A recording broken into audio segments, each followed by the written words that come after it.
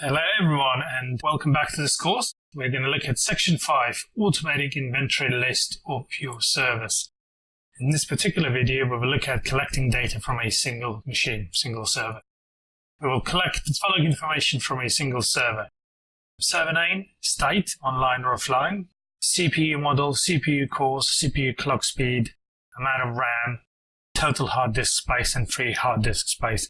Now obviously this is all going to come from one server, so the state will be online because, well, otherwise we can't connect to that server.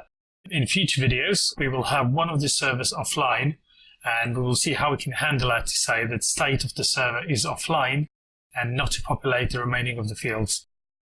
And we also have a look at how to display the information on the screen. Okay, let's create section 5 folder and create a new file. I'm going to call it get server inventory.ps1. So now we need to collect the server name first. We're running it on the local server, so there's no point of doing anything fancy. But initially, we're just going to create the object. Just going to call it server object, and I'm going to create it this way. I'm going to say server name. I'm going to say state, CPU model.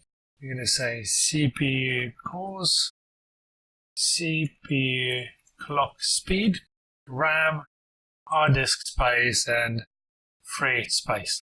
Now, let's actually initialize the empty object. Okay. Now, first thing, I'm going to say server object dot server name, and this is just because we're doing it on this one server. We're going to change that later to collect the data another way. Next thing, we're going to get to server state. Again, because we're running it on a local server, we're just going to give it a static value of online. We're going to look at how to check the state in the next video. We can collect all sorts of information about the CPU using a single WMI query. So let's just do that. So we're going to say get WMI object, and the class we're going to use is Win32 processor.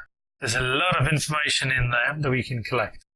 So the particular bits that we're interested in will be name, number of cores, number of logical processors, and max clock speed. So just quickly run that.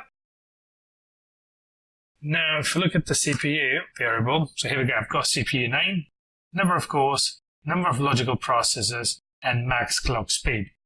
So what we can do is we can simply populate that information into the server object, the specific items that we're interested in. So server object, and we're going to look at CPU model.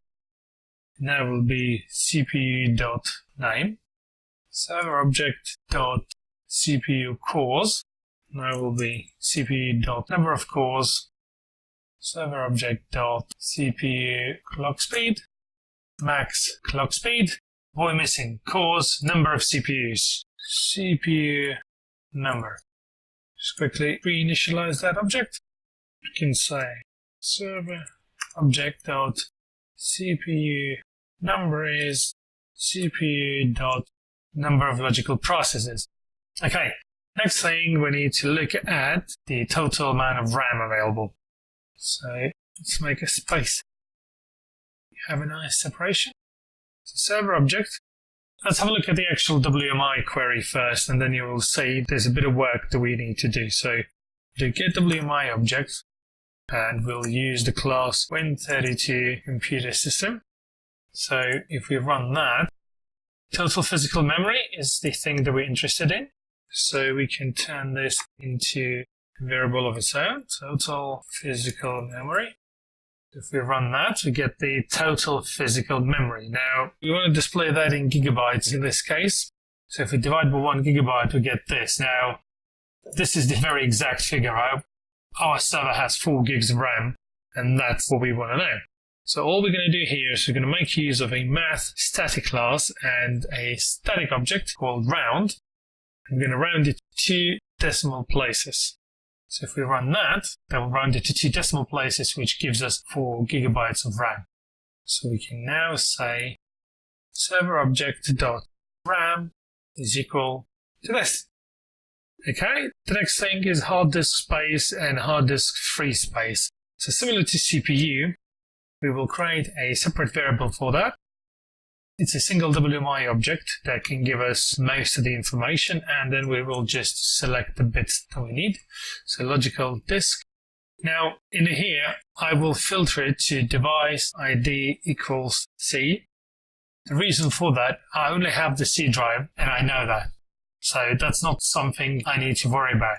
In the environment where you don't know how many disks or what they are that you have, you would query all of them and you would just iterate through them and pick the ones that you need.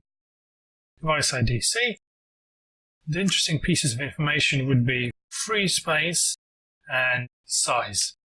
So if we populate this variable, now what we can do, we can say server object HDD total space equals disk dot size.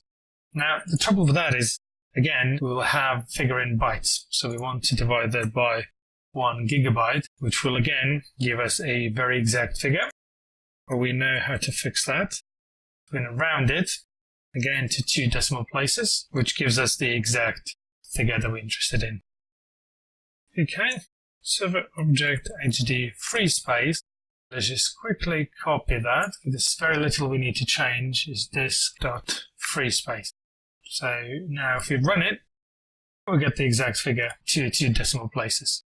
Okay, now this looks good. So if we run all of it and we execute server object, here we go, we get this information collected from a single server. Now, we will look at things like formatting it and making it nice on the screen in the future videos. Just to recap what we did, we collected various pieces of information about our server on a local server, and we displayed it on the screen.